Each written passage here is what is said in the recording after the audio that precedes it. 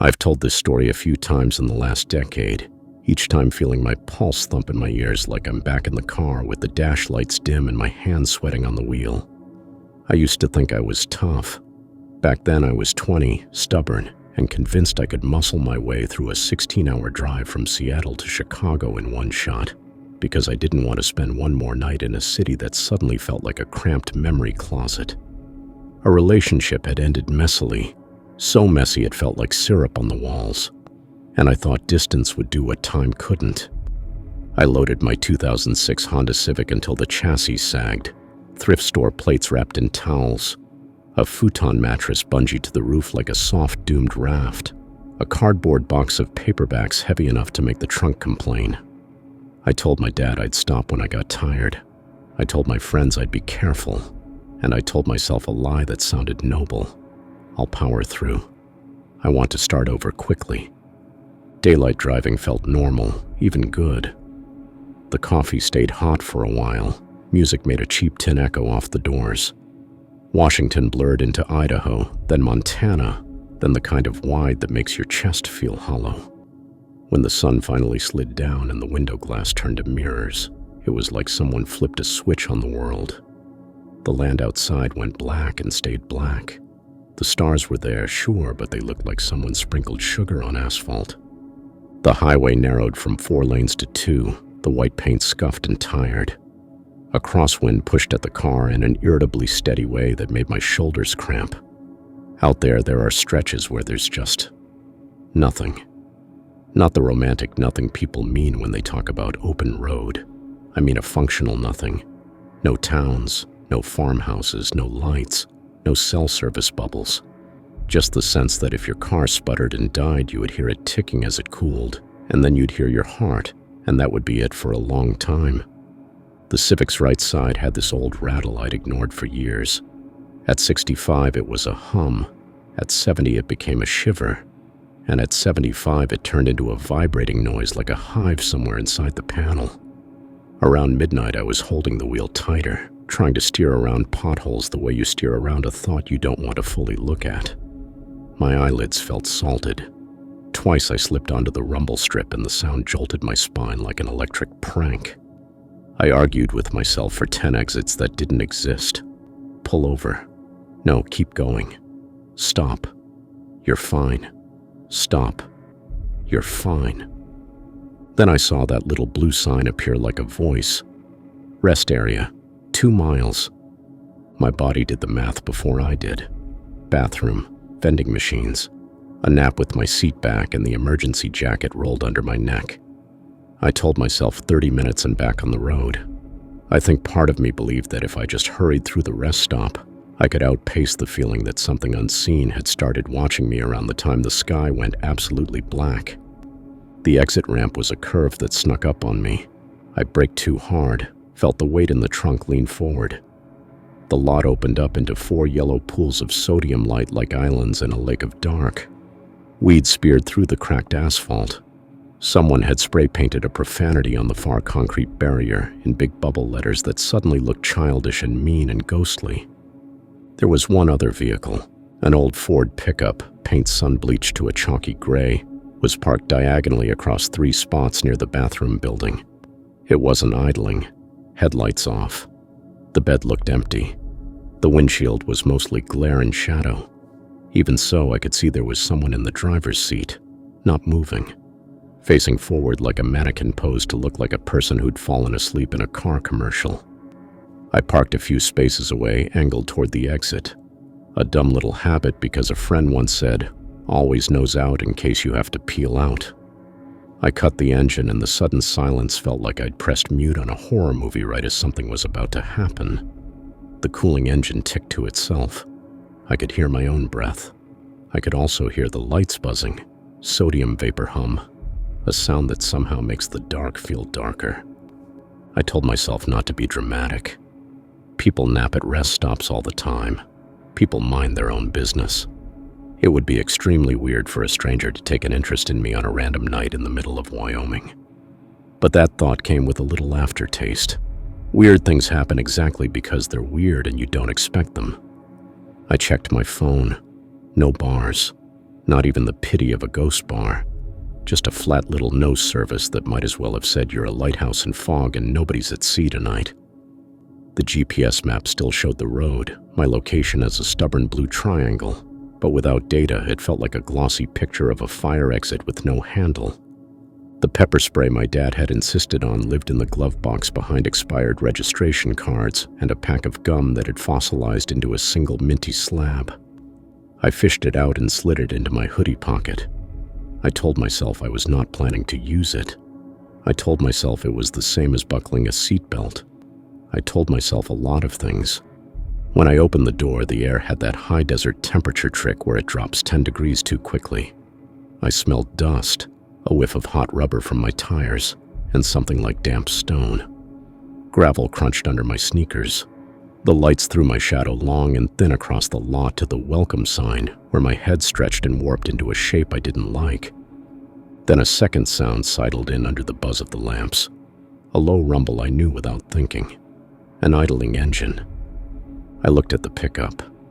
When I'd pulled in, it had been dead quiet. Now the faint tremble of a running motor made the front grille vibrate the tiniest bit. Through the windshield glare, the silhouette in the driver's seat turned, just enough to register as a head moving on a neck. My first feeling wasn't fear exactly. It was irritation at myself for immediately making a story out of it. Of course, he could have just started the engine to warm up. People get cold. People get uncomfortable. But the irritation sat on top of something else that crawled up from my stomach. The part of you that doesn't think but measures. The bathroom door was one of those heavy industrial metal ones that always managed to slam even when you try to be quiet. When I pushed it open, it barked loud off the tile like a bad decision. Inside, the fluorescent lights did the thing where one flickers on half a second after the other, and both buzz like flies. The smell was ammonia trying but failing to conquer mildew. I've never understood how a place built for clean can feel dirty, no matter how much you scrub it with a smell. There were 3 stalls. The nearest one had its door sprung, bent at the latch. The middle stall was open and clean enough. The far stall farthest from the entrance was closed. No feet visible under the door. I was too tired to do bathroom calculus. I went middle. I sat. I exhaled. It took about 6 long breaths for my heart to slow down, and I remember focusing hard on small, stupid things. The way the stall lock had been painted so many times it wore its own fat coat. The shallow graffiti cut into the metal by a key. M+G forever with the forever crossed out. The way the light flicker made the gray floor look like water in a storm. Then the outside door creaked again. Footsteps. Not the watery shuffle of someone in flip-flops. The solid rubber step of work boots. Slow, intentional, like the person's feet were thinking as they went. The footsteps came to a stop right in front of my stall. I looked down instinctively, then regretted it because seeing the boots made something in me turn to cold glass. Old work boots, scuffed at the toe. Dried mud built into the treads like the boots had walked through a field that never fully washed off. They pointed straight at me and didn't move. "Occupied," I said, and the way my voice sounded in that bathroom made me hate it. It was too small and too polite. No answer. No movement. I said it's occupied. I tried again, louder. But the loud lived in my throat and didn't make it to the air the way I wanted. The boots stayed put for a long 4 seconds. Then very slowly they rotated. The footsteps moved away at the same steady pace they'd arrived. The heavy door opened and closed like a punctuation mark you didn't ask for. I sat there not breathing for a ridiculous count. The same way you do in a movie when you know the killer is outside the door and you don't want your ribcage to make any noise. My rational brain had already queued up 3 explanations. Some guy who didn't understand the etiquette of stalls, someone messing around, or a trucker so exhausted he paused mid-thought. The other part of my brain, older, more animal, didn't believe any of those. It was standing behind me with its hand on the back of my neck saying, "Up, outside." Now I washed my hands in the way of a person running through the steps to justify the leaving. Soap, water, shake, paper towel, toss. It annoyed me that I looked scared. It annoyed me more that the fear looked justified. I opened the door with my shoulder and stepped back into the cold, and the pickup was gone. It made my body unclench in pieces like thawing ice. The yellow pools of light were just yellow pools of light again. The lot looked scrubbed of threat. I told myself the driver had used the bathroom and left, that he'd started the engine to warm up maybe, and then decided to push on, that he and I were two separate circles that had barely overlapped in a Venn diagram no one would ever see. I clicked my key fob, and my Civic chirped in a way that suddenly sounded like a child trying to reassure you it's tough. I walked faster without meaning to. The pepper spray was hot in my pocket where my fingers had been around it. I got in, shut the door, locked the car by habit, and then locked it manually too, which is something I do when the habit doesn't feel like enough.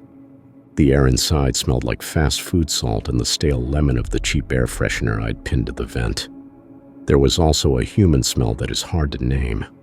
A warm denim damp cotton, breath smell that always reminds me of gym bleachers and bus rides. I told myself it was me. Of course it was me. I'd been in this car for 14 hours. The other thing I told myself was that the passenger seat had always been reclined further back than the driver's because I dumped a duffel there and knocked it when I dragged it out. But as I slid the key toward the ignition, a corner of my brain went very still and looked at the passenger seat with new eyes. It was reclined all the way back, flat, like a dentist chair waiting for an open mouth. My fingers stopped. The key hovered.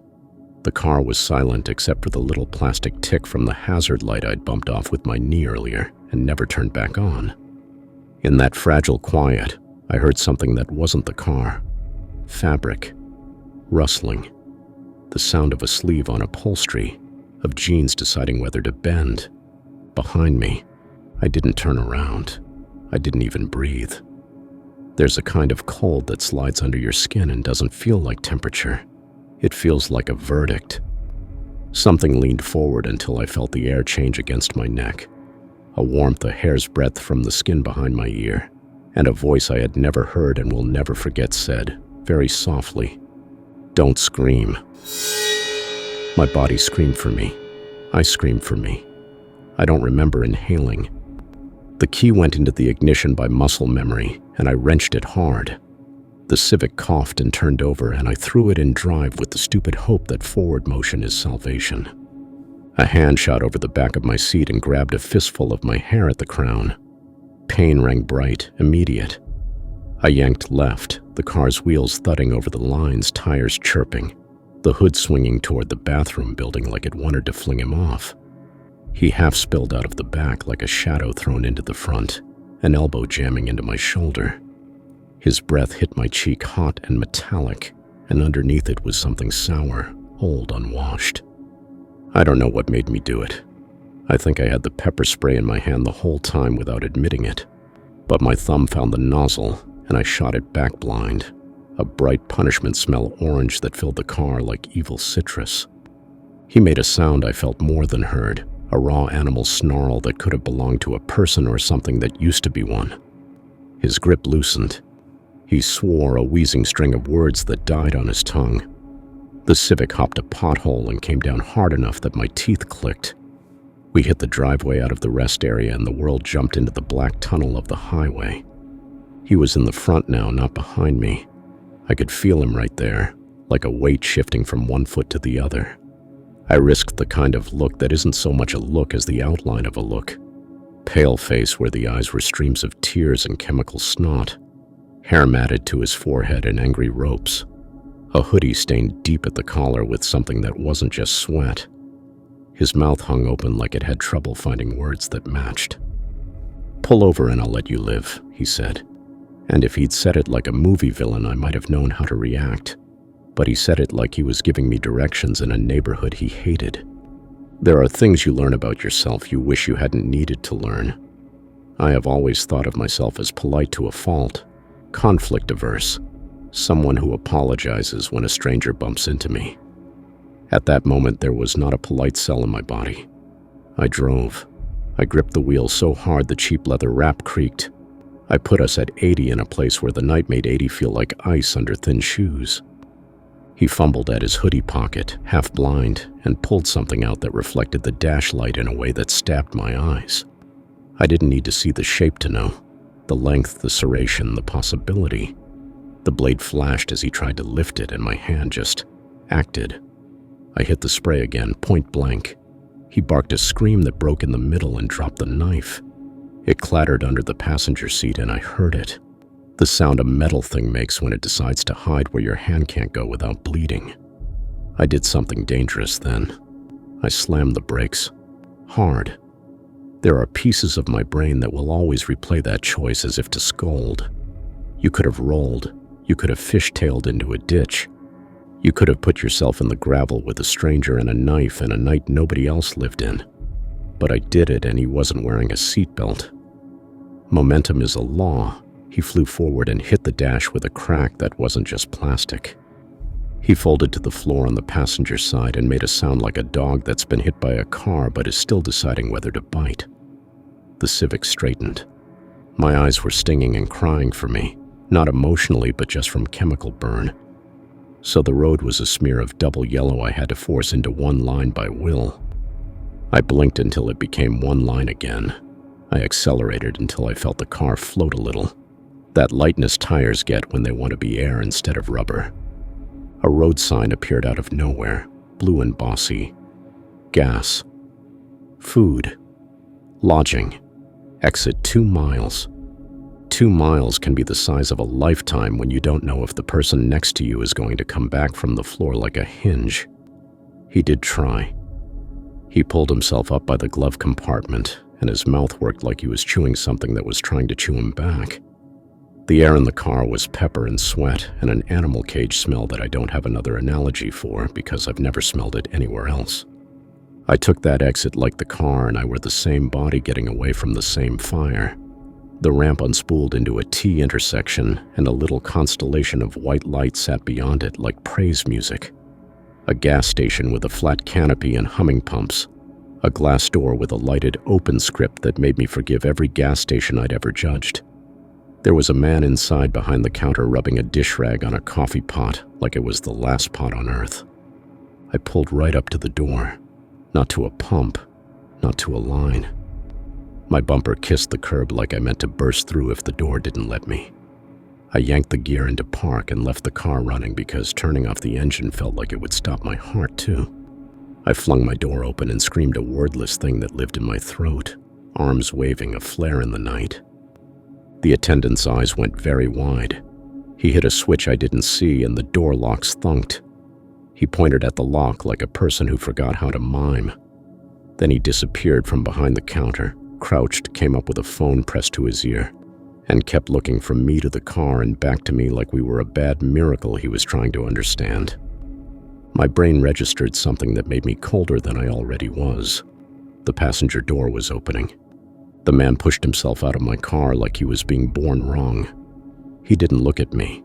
He didn't look at the attendant. He ran. Not for the road, not for the pumps. He ran for the dark behind the station, where the floodlight stopped and the scrub began. He moved like his body knew that dark better than it knew roads. I staggered into the glass, fingers splayed. The attendant fumbled with the keys and then snapped open the door, and I fell inside with the bell giving the wrong cheerful jingle. He shoved the lock again because he had to do something with his hands. He said, "Oh my God," 4 times like a prayer with only 2 words. "Knife," I said, but my voice was a rasp. He was in my... I couldn't make the words work in the right order. He shoved a bottle of water into my hand and it felt like holding a fish. I drank anyway. I didn't taste it. I heard the sirens before he did because my ears were still in the night.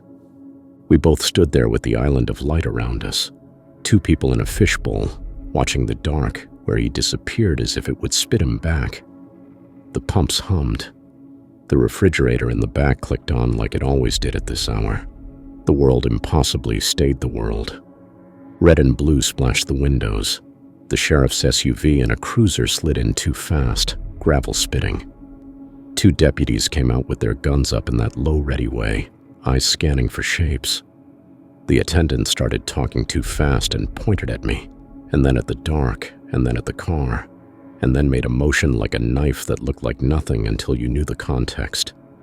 One deputy, barrel chest, gray mustache like a broom, came to me and crouched because I was sitting on a milk crate without knowing I had sat. "You hurt?" he said, and his voice had the calm that makes you want to shake people because you can't climb into it with them. "I don't." I touched my scalp and felt the sticky. When I pulled my fingers back, there was blood, but not the kind that gushes. "Pepper spray," I said stupidly, pointing at the car as if the can were a person I needed to introduce. He nodded once, not like approval, but like information received, and said to someone behind him, "Parker, take a look." The other deputy moved to my car, gun holstered now, flashlight beam starting at the back seat like he was checking under the bed of a child who'd earned it. He called me clear. Then a beat later, "Got a bag." When they brought it in, unzipped, even the attendant shut up. Duct tape and a fat gray roll with the end folded over to start it, a thing I only do when I plan to use a lot. Zip ties bundled in half of them out of their plastic like he couldn't be bothered to keep them neat because they were utilitarian, not precious. A rag. Rope with a lazy noose of a loop already in it like a thought instead of a knot. Nobody said what it was. We all knew what it was. We knew it was a kit for making a person into a package. The sheriff, if that's what he was. Later I would learn he was the night shift sergeant. Looked at me like a man who wanted badly to throw something at a wall and knew it wouldn't help. He said, "You did the right thing getting here. We'll take it from here." I cried then, which felt like betrayal because I had made it to a lit place and the danger hadn't gone away. It felt like I was wasting time crying instead of building a wall out of the racks of chips and batteries. The tears didn't care about my plan. They came anyway, a flush of hot down cold cheeks that made the pepper sting again like insult. Someone draped a blanket over my shoulders that smelled like the back room of a hardware store. The attendant said his name, Ethan, because he needed to be something other than the guy who watched me fall through his door. I told him mine and felt like I was trying to pin it back onto my chest. The deputies moved through the night with flashlights and a dog that sounded like it wanted to eat ghosts. They disappeared into where he had disappeared. They didn't find him. When I gave my statement an hour later in the little office behind the lottery tickets and the mop sink, I heard the edges of other stories in the sergeant's questions like a watermark. "You say he was in the back seat when you got in. Did you leave the car unlocked at any point? You saw an older model Ford in the lot. Any color you can give me? You said the boots were caked with mud. Darker or lighter? Did he speak anything besides, 'Don't scream and pull over and I'll let you live'?" The way he repeated those quotes back to me cleanly made them sound like lines in a script people had said before.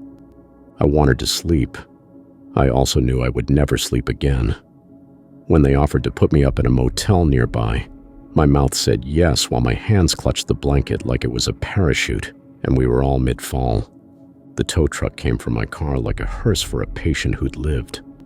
The sergeant called the motel owner to expect us and used my name kindly, like a neighbor. We drove the 2 miles under a sky that had not changed its mind about being perfect and useless. He kept the radio low and I heard a dispatcher's voice calm as a librarian. Units clearing, units returning, units advising negative contact. The dog's handler said the track hit the scrub and wandered like someone didn't want to be found and had practice. In the motel office, a bell dinged twice in a row because I didn't know how to tap it once without committing. The owner, an older woman with a cardigan and hair the color of memory, slid a key across the counter on a blue plastic tag with a number written on masking tape. She looked at my face and did not ask the question most people ask when they don't actually want the answer. She said, "Your room's got a chain and a bolt. You lock both." When the sergeant dropped me at the door, he said, "I'm 2 minutes away if you need anything." I believed him even though I knew 2 minutes can be all of time. Inside, I turned on the TV and the bathroom fan and the lamp by the bed, so the room hummed like it had a heartbeat. I checked under the bed even though I knew the beds here had the solid base that made the check ridiculous. I opened the closet and saw a spare pillow in a vinyl slip that would make your head sweat if you needed it. I checked the window lock 3 times. Twist, jiggle, twist, jiggle, twist, jiggle. I put the chain across the door and slid the bolt, and then stacked the chair under the knob even though it was the kind of chair that would fail you. I sat on the edge of the bed and my hands shook in waves. I called my dad. The phone had service again, and that made the world tilt in a different way.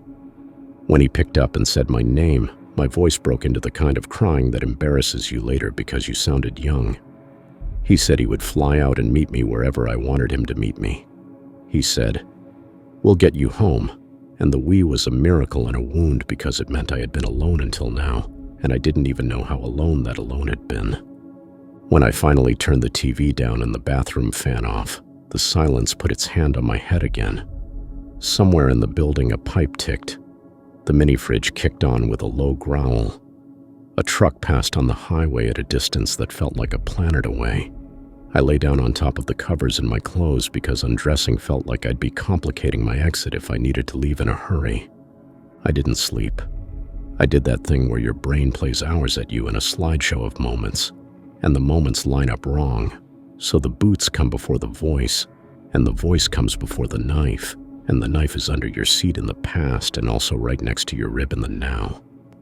When I finally did drop into a thin patch of sleep, it wasn't a rest. It was an intermission where you dream you're not sleeping. I woke up because someone jiggled the door handle. Not a lot. Not enough to rattle the chair I'd wedged underneath. Just that slow metallic click of a knob tested, released, tested again, like a dentist tapping a tooth to see which one hurts. I went very still and heard my heart in my ears like a bad drum line. The chain glinted where the light from the window reached the door. The bolt looked small. The chair looked smaller. The handle let go. Footsteps, soft, went away on the outdoor walkway.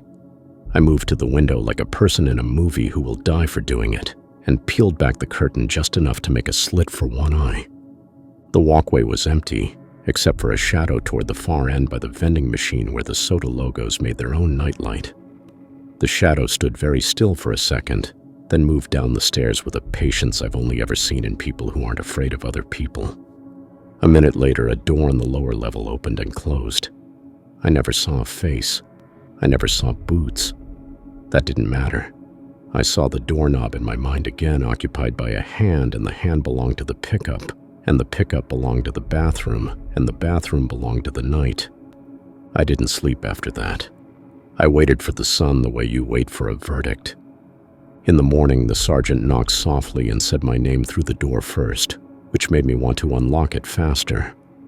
He stood there with a paper cup of lobby coffee and a look that said nothing had happened and everything had. Behind him, over his shoulder, the day looked like a stage set where a scary scene would never take place. The sky was too blue. The scrub looked like honest plants. The gas station in the distance wore its canopy like a hat on a good head. He said they'd searched until the dog stopped believing there was something to find. They'd sat 2 cars on the road and watched other cars be other people. They'd gotten nothing. He said a thing you say because it's true and because you want it to matter. You're lucky. Lucky isn't a word that sits well when you're replaying the point where a different word could have been posted on your grave. But I nodded because I understood all the ways it could have gone differently. The pepper spray empty. The knife not dropped. The exit sign not there. The attendant slow. The car dying when I needed it to live. At the station, I gave another statement, this one slower, which made it feel more like I was narrating my own documentary. They took pictures of my scalp where the skin reddened and clotted like it wanted to scab into a crown. They set the duffel bag out on a tarp and photographed it from angles that made it look like an artifact someone would display in a museum of awful things people once did to each other. Nobody cracked jokes. Nobody asked me why I hadn't done something different than what I'd done. They asked mechanical questions, timeline descriptions, distances. They asked what I smelled, which is a question I always think police should ask more because smell is the thing that shows up when sight gets scared. I asked, like I'd been holding it in my mouth all night, if they'd seen the pickup on any cameras, and the sergeant pressed his lips together in a way that made the answer clear before he spoke.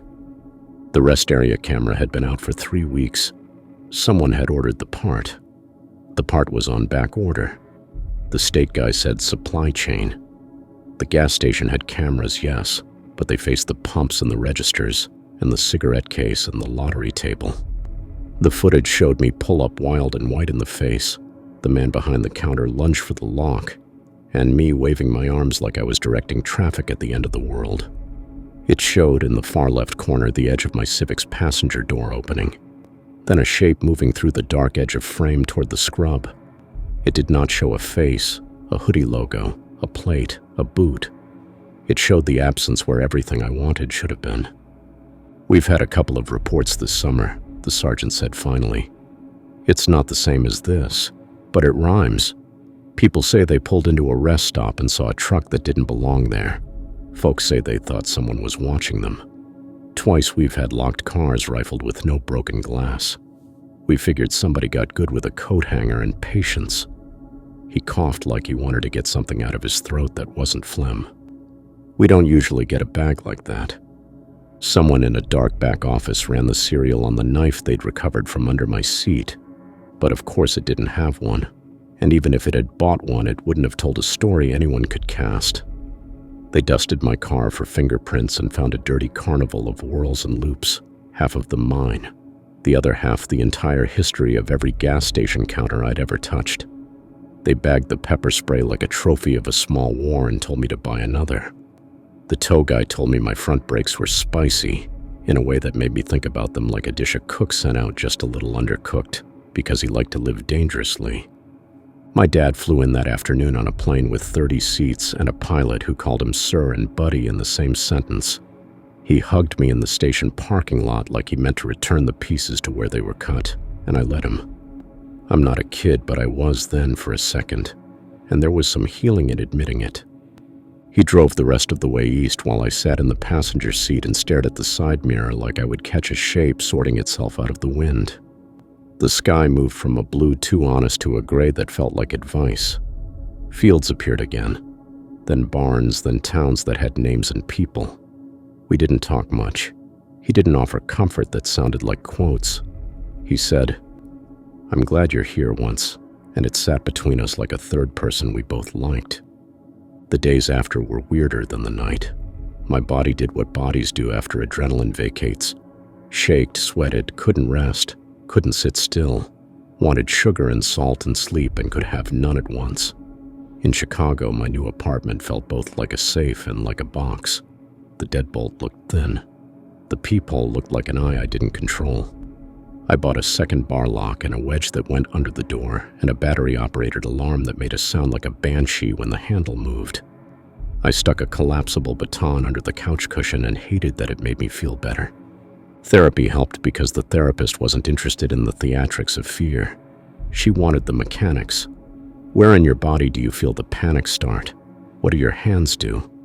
What do you smell when you replay it? If you put voice to the thing you're afraid of, what words does it use?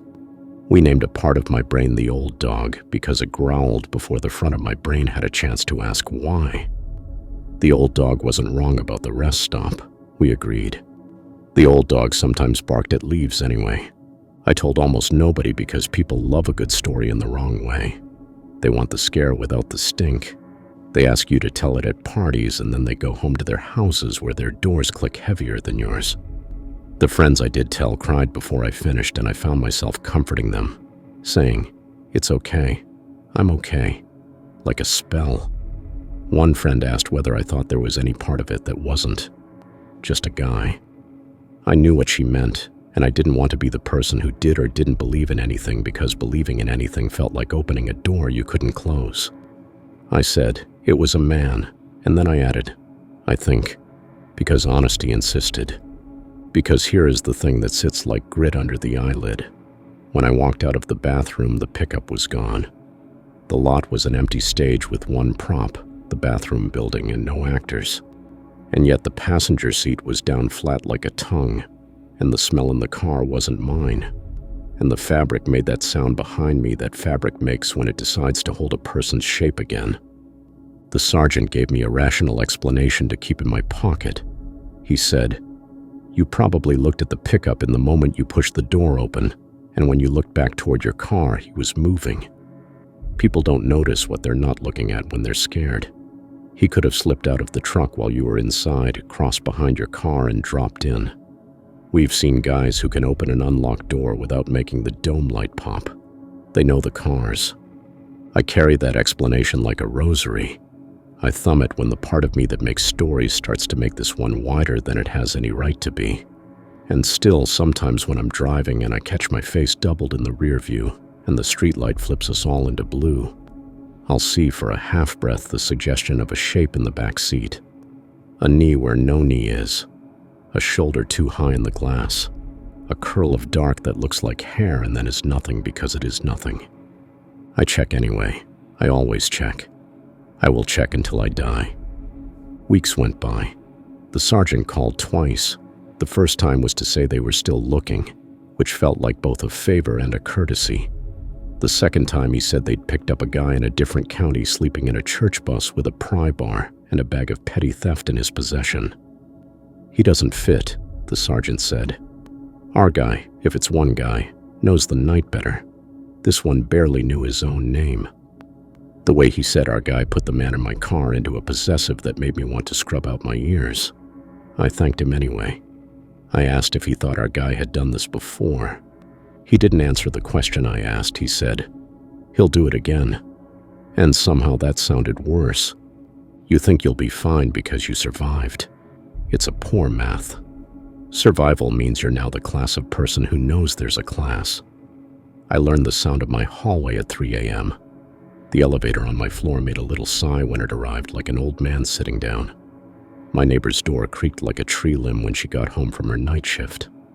Our building's front door had a hydraulic arm that hissed at the end of its close like a snake that had made peace with being a hinge.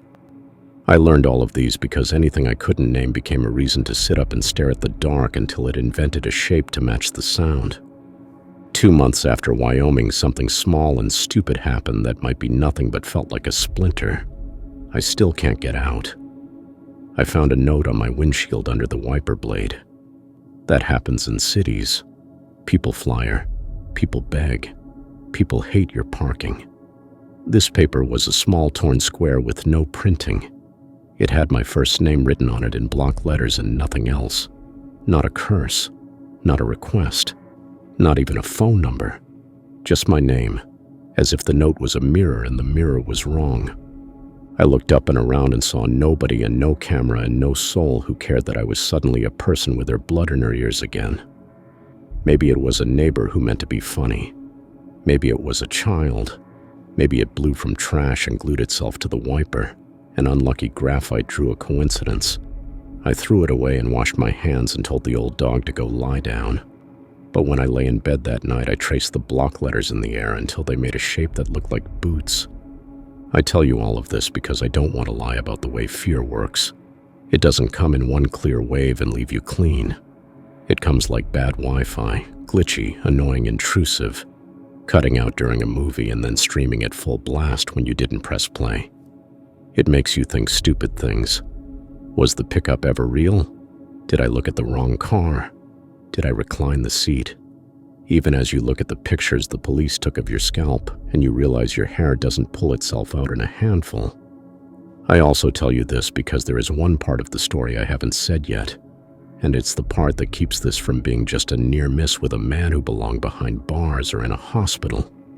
It's the part that takes your hand and puts it on the wall of the tunnel so you can feel how cold the stone is and how wet. 3 months after, in October, Chicago did its weather thing where summer quits in the middle of a sentence and leaves you holding your jacket while the wind does chores to your bones. I had class late and left the campus building when the streetlights already owned the sidewalk. The sky had the sickly orange reflection that means the clouds are holding the city's breath and not letting any of it out. I cut through the side streets because they usually felt safer than the big avenues. Fewer cars honking. More porches with pumpkins and those plastic skeletons whose grins make me weirdly sad. Half a block from my building, I heard the specific roll of a truck that had trouble picking a gear. It's a grinding sound, shy of a grind. A complaint more than a failure. I didn't look because I've learned not to feed the old dog unless it's already found the bone. But the sound pulled up next to me and kept pace at the speed of a person who wants to wave without seeming to follow. I looked. Old Ford. Gray chalk paint. No plate on the front. In Chicago, you can't get away with that for long, but some cars do for a while, like they've charmed the meter maids. The passenger window was down, and what I expected to see, a face, a cap, a hoodie, was not there. The cab looked empty. The driver's seat sat at a weird forward angle, like someone short had hauled it up as far as it would go. The truck coasted half a house ahead, and then, without signaling, without acknowledging, it turned the corner and vanished down the alley. I stood on the sidewalk and told myself 3 things out loud because I had learned to name the deer. 1, there are a lot of old Fords in the world. 2, people remove their plates to do things they shouldn't and then put them back on. It doesn't make them my Ford. 3, you are not a detective. I went inside. The hydraulic hissed. My banished breath came back. I went up to the 5th floor and put my ear to my door like I could hear the shape of safety on the other side. It was silent in the way rooms are before the television ruins the silence and fixes everything. I went in. I locked all 3 locks. I put the wedge under. I put the baton on the table like a weird vase. I made tea I didn't want. I held the cup because hot things are proof you live here. I watched a stupid show where people bake cakes that look like alligators. And in the reflection on my dark TV screen when the credits rolled and the apartment's dim light replaced the cook's bright studio, I saw for a second the shadow of a head in the bedroom doorway that looked exactly the shape of a person deciding whether to step forward. I turned. There was nothing there but the hallway and the door to the bathroom slightly ajar like it liked to be, because the latch stuck in its plate. That should have made the adrenaline go away, the way a magician revealing the trapdoor should make you clap and laugh. My body did not clap. It did not laugh. It went perfectly still, and the stillness made the apartment loud. From the bedroom closet, something settled. It could have been a shirt sliding on a hanger reaching its lowest curve. It could have been the apartment upstairs rearranging shoe boxes. It could have been the building's old bones sighing because the seasons had changed again without voting on it. It could also have been what it sounded like, fabric touching fabric because a knee bent. The baton had weight I liked. The weight said, if nothing else, I am an object that obeys physics in a world where maybe not everything does. I moved down the hall with ridiculous slowness because speed feels like a mess when you're not sure what you'll do when you arrive. I flicked the bedroom light on and the closet door showed me nothing but a mirror version of the room. The thin wood warped with age, so the reflection looked like a person I wouldn't trust. I slid the closet door, shirts, a bit of winter, shoes that had been mine for years and had never scared me. I slid the other door. More life. No man. No boots. No bag. I stood there too long, holding my breath again. A hobby I hate. The apartment made a sound I've come to know. The radiator beginning to think about its work. A knock that resembles a neighbor being polite. I went back to the living room and put the baton against the couch again, like you put the seatbelt back after the plane lands. That night I dreamed not of the man, but of the bag. It sat on the passenger floor of my Civic and talked to me in a voice I knew that said, "Everything you need is already with you." And when I woke up, I realized that was something my ex used to say when he wanted to end arguments fast. I could end the story there and you'd know enough. A woman walked into a rest stop and out of a different life. She remembered the details. She tried to learn how to live with the remembering. A man remained out there in the wide, using the same tricks on different people, until a trick didn't work or did too well. That is the practical, ugly shape of it. But I think about the bathroom door in the lot, and the way the pickup disappeared for me, and the way the man appeared without announcing himself in the glass of a life I thought I understood. And because I am a person who has learned not to trust easy answers, I will tell you the last thing, and then you can do with it what you want. A year later, I went back, not on purpose. On the drive to a friend's wedding in Colorado, my GPS put me on a road that felt wrong in the bones of my hands before my eyes could pick out the curve of it. It was late afternoon and the sun was being that kind of dramatic where it paints lines on the asphalt like God doing arts and crafts. A blue sign announced a rest area, and my stomach did the small controlled drop of a roller coaster whose bolts you don't quite trust. I told myself it couldn't be the same one. It was. You never forget the shape of a place where the worst thing that nearly happened to you almost did. I pulled in anyway because a part of me needed to see daylight inside the night's outline. The lot looked smaller, which is how dangerous rooms always looked the next day. The weeds had been mowed down to stubble. The spray-painted profanity was gone under a patch of darker paint. A state truck sat near the building with its hood up.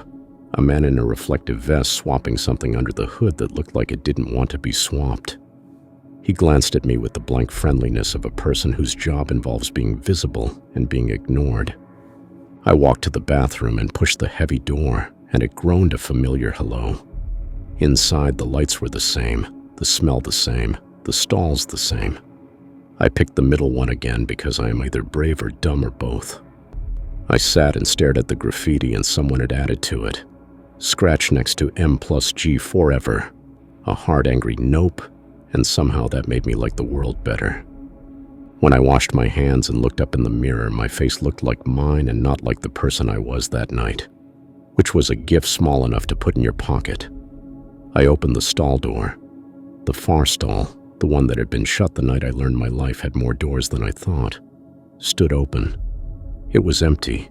The toilet paper hung with an angle that reminded me, stupidly, of a white flag. Outside, the man in the vest had the hood down and the truck's lights were on, testing. He called over to me like a neighbor. "Cameras back up," he said, and pointed to the corner of the building where a sober little dome watched with a lens as black as a pupil. "You were out of parts, I said, and he nodded like the sentence made sense if you'd been the one on hold with a supplier for 3 weeks. "Been out for a while," he said. "Guess folks think nobody watches out here." He wiped his hands and then did a thing I don't know how to describe. He looked past me, over my shoulder, at the spot where my Civic had been the night the lot was a stage, and his face had the peculiar blank a person wears when their brain is catching up to something their eyes are pretending not to see. Then he smiled tight the way men do when they don't want to worry a stranger and said, "You have a good one now," and went back to tightening a thing that probably didn't need tightening. I walked to my car. I opened the door. I looked at the passenger seat and it was upright and smug with normalcy. I locked the doors from inside. I sat for a minute with my hands on the wheel, not to steady them, but because I needed to remember that was what they were for. In the rear view, for a heartbeat too quick to measure, something like a shoulder filled the angle where nothing should be. The old dog growled. I turned around. The back seat was full of nothing but the sweater I keep there in case the air conditioning and I have an argument. I laughed out loud because sometimes you have to make a sound that isn't fear to convince fear it doesn't own you. On the highway, I watched the mirror for a truck I knew like an old story. One passed me 20 miles later. Ford, gray, paint more rust than color, plate on the front like a mouth with a broken tooth. The man driving could have been the man or just a man. He did not look at me. I did not look at him. The road between us stretched out like a promise everyone means when they say it, and nobody can keep.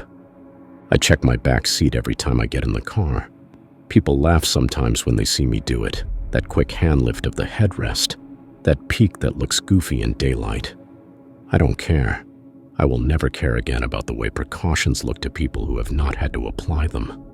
I share this not because it's cinematic or because I want to give anyone the little thrill we chase when we watch horror alone and then go to bed with our doors unlocked because we trust the camera to cut away. I share it because ordinary nights in ordinary places hatch extraordinary danger when an ordinary person decides to hold a knife like it completes him. And because there's sometimes one thin layer of something else. Call it bad luck, call it a cold instinct, call it the way the world sometimes blinks. And you can feel it slide over you, and you can't quite prove it moved.